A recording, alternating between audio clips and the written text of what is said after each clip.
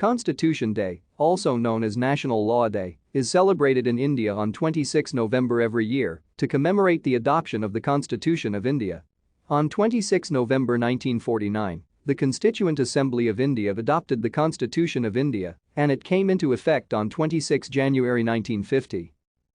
The Government of India declared 26 November as Constitution Day on 19 November 2015 by a Gazette notification.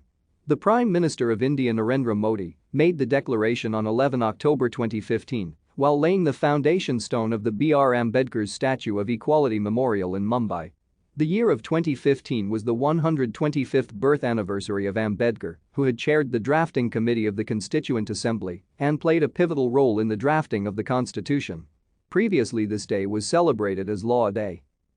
26 November was chosen to spread the importance of the Constitution and to spread thoughts and ideas of Ambedkar.